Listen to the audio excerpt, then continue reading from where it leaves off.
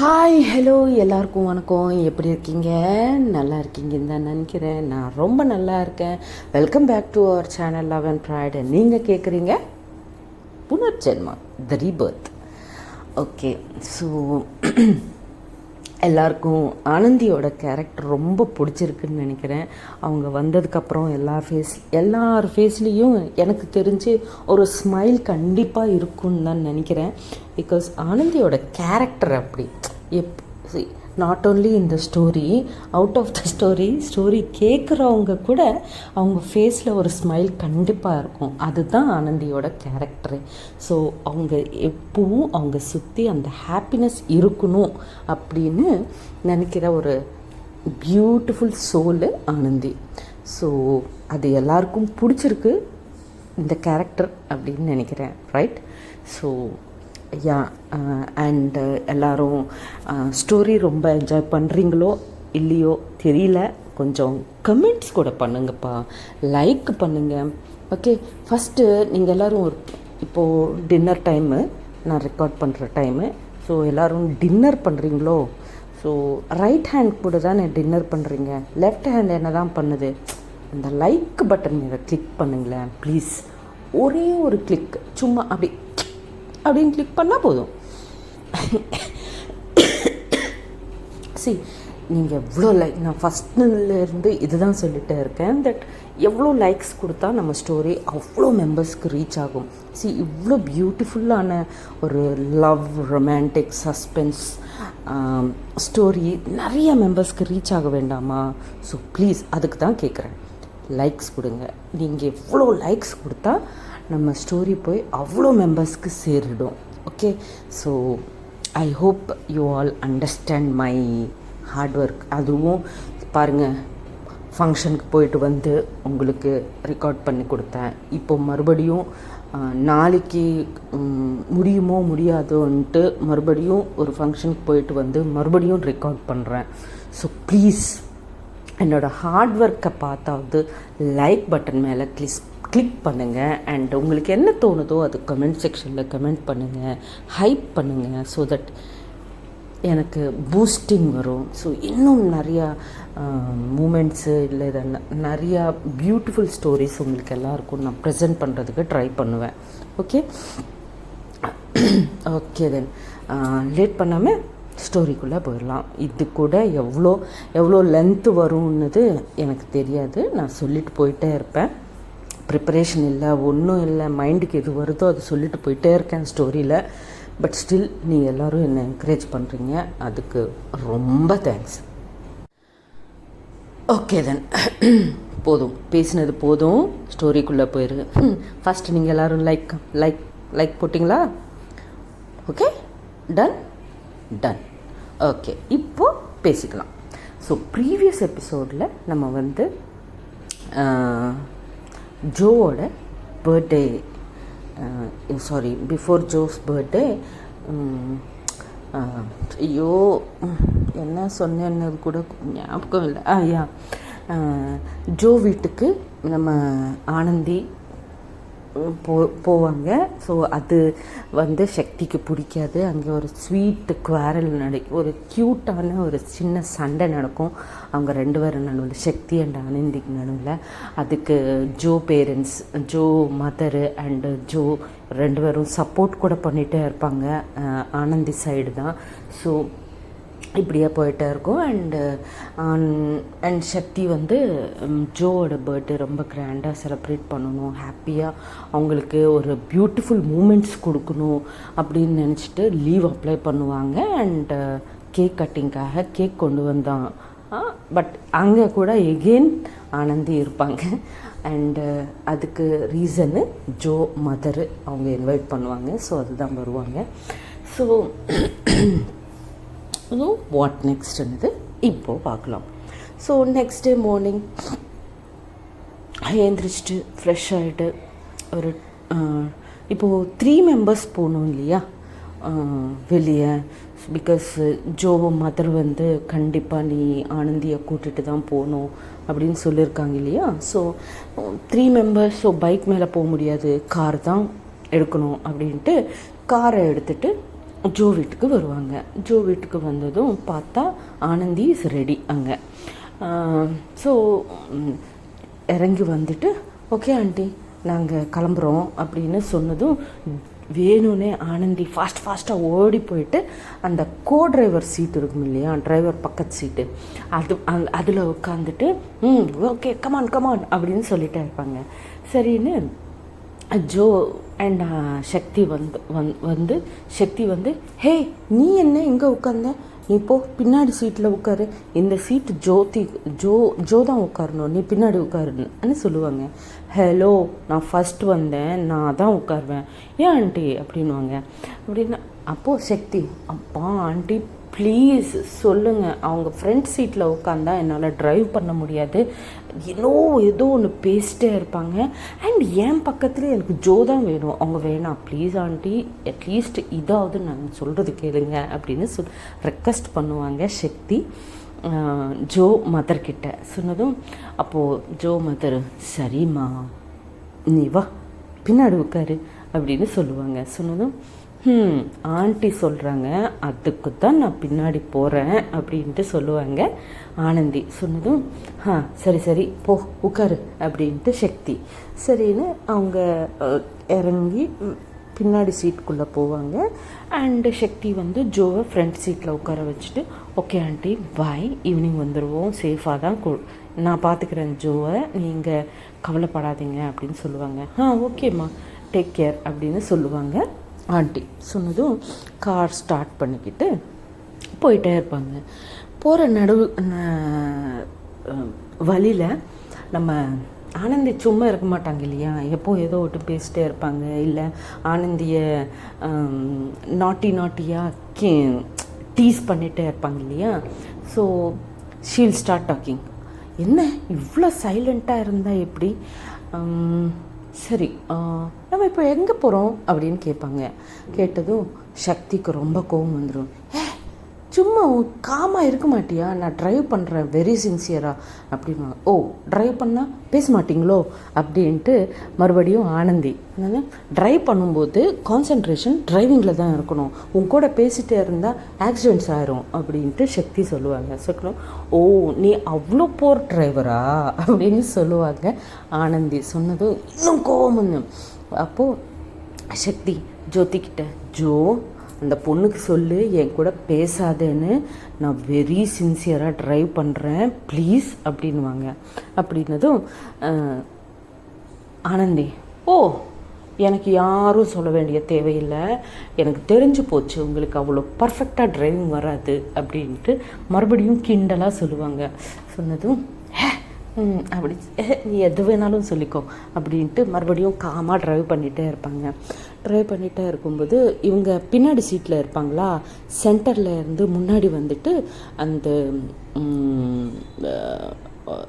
Songs வைக்கிறதுக்கு try பண்ணிகிட்டே இருப்பாங்க.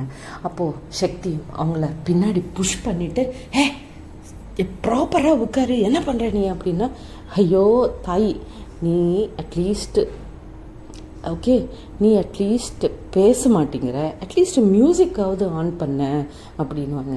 அது நீ சொன்னால் நான் ஆன் பண்ணுவேன்ல, அதுக்கு நீ முன்னாடி வரணுமா அப்படின்ட்டு அவங்கள புஷ் பண்ணிவிட்டு சரி நான் ஆன் பண்ணுறேன் அப்படின்ட்டு ஆன் பண்ணுவாங்க. அது எப்போது 70s 80s சாங்ஸ் வந்துகிட்டே இருக்கும். மியூசிக்கு வந்ததும் இவங்க ரொம்ப ஃபாஸ்ட் கேர்ள் இல்லையா, ஸோ ஐய என்ன சாங்ஸ் இது, தூக்கம் வருது எனக்கு அப்படின்ட்டு Anandhi hello the best songs okay, ஜோதிக்கும் எனக்கும் பிடிச்ச சாங்ஸ் இது அப்படின்வாங்க. ஜோதிக்கு தெரியாது உனக்கு இந்த மாதிரி சாங்ஸ் தான், ஓ மென்டாலிட்டிக்கு இந்த மாதிரி சாங்ஸ் தான் செட் ஆகும் ஓகே அப்படின்ட்டு ஏதோ ஒன்று போட்டல்ல அப்படின்ட்டு தலை இப்படி பிடிச்சிட்டு அப்படியே உட்காந்துருப்பாங்க ஆனந்தி. ஸோ கொஞ்சம் தூரம் போனதுக்கப்புறம் ஒரு ரோஸ் கார்டன் கிட்ட காரை ஸ்டாப் பண்ணுவாங்க. சக்தி ஸ்டாப் பண்ணதும் ஜோதி கேட்பாங்க என்ன இங்கே ஸ்டாப் பண்ண காரை அப்படின்ட்டு. இல்லை உனக்கு ரோஸ்னால் ரொம்ப பிடிக்கும் இல்லையா, ஸோ இங்கே ரோஸ் கார்டன் புதுசாக வச்சுருக்காங்க. சூப்பராக இருக்குது garden. Different colours of flowers இருக்குது, டிஃப்ரெண்ட் டைப்ஸ் ஆஃப் ரோசஸ் இருக்குது. ஸோ ஒரு தடவை எக்ஸ்ப்ளோர் பண்ணி போகலாமே அப்படின்னு சொல்லுவாங்க சக்தி. சொன்னதும் அது என்ன மூவிக்கு போகணுன்னு சொன்ன, டைம் இருக்கா அப்படின்னு கேட்பாங்க ஜோதி.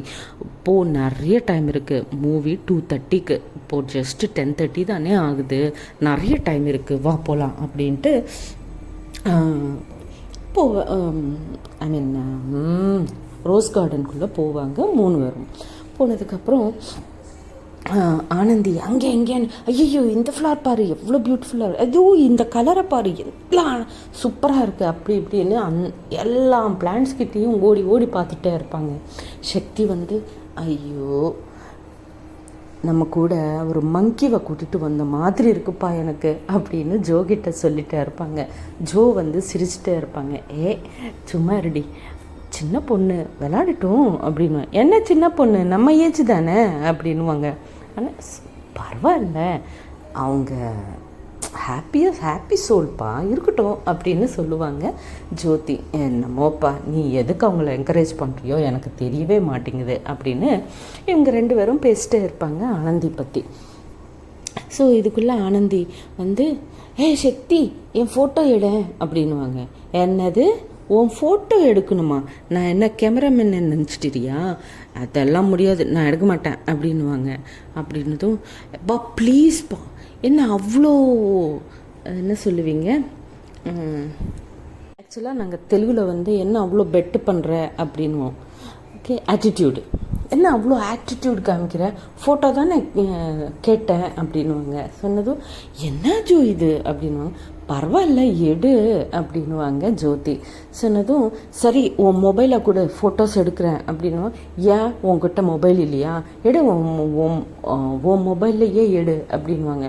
இல்லை என் மொபைலில் உன் ஃபோட்டோஸ் எனக்கு எதுக்கு, உன் மொபைலை கூட நான் ஃபோட்டோஸ் எடுக்கிறேன் அப்படின்வாங்க சக்தி. அப்போ ஆனந்தி, ஓ உன்னோட மொபைலோட கேமரா சரியில்லையா, அப்போ ஓகே இந்தா அப்படின்வாங்க. என் மொபைலையே நீ தப்பாக பேசிடுவியா, சரி நானே எடுக்கிறேன் அப்படின்ட்டு சக்தி சொல்லுவாங்க. சொன்னதும் அதுதானே நானும் கேட்டேன் அப்படின்ட்டு ஆனந்தி சொல்லுவாங்க. இது ஃபுல்லாக ஜோதி மட்டும் சென்டரில் உட்காந்து ஹாப்பியாக என்ஜாய் பண்ணிகிட்டே இருப்பாங்க இவங்க 2 பேர் சண்டை போட்டுகிட்டே இருக்கும்போது. சரின்னு ஃபோட்டோஸ் எல்லாம் ஒரு 20-30 ஃபோட்டோஸ் கிளிக் பண்ணுவாங்க. அந்த ஃபோஸு இந்த ஃப்ளவர் அந்த ஃப்ளவர்னு சொல்லிட்டு டயர்ட் ஆயிடுவாங்க சக்தி.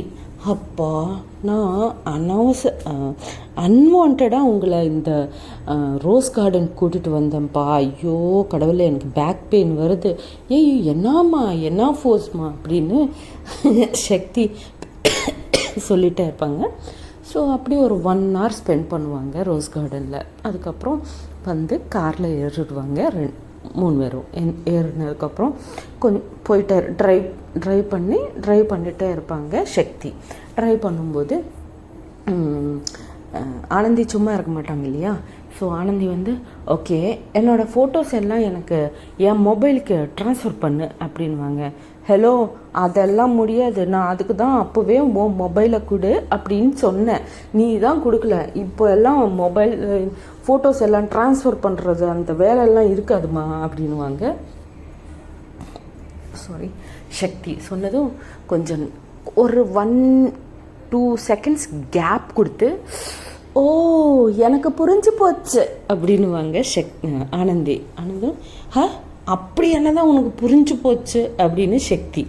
சொன்னதும் உனக்கு என் மேலே இன்ட்ரெஸ்ட் இருக்குது, அதுக்கு தான் நீ என் ஃபோட்டோஸ் எல்லாம் உன்கிட்டயே வச்சுக்கணும்னு ஆசைப்படுறேன், அவ்வளோதானே அப்படின்னு சொல்லுவாங்க ஆனந்தி. அவ்வளோதான், சடன் பிரேக் போடுவாங்க சக்தி. ஷாக் ஆகிட்டு என்னது இப்படி கூடவா பேசுவே நீ அப்படின்வாங்க.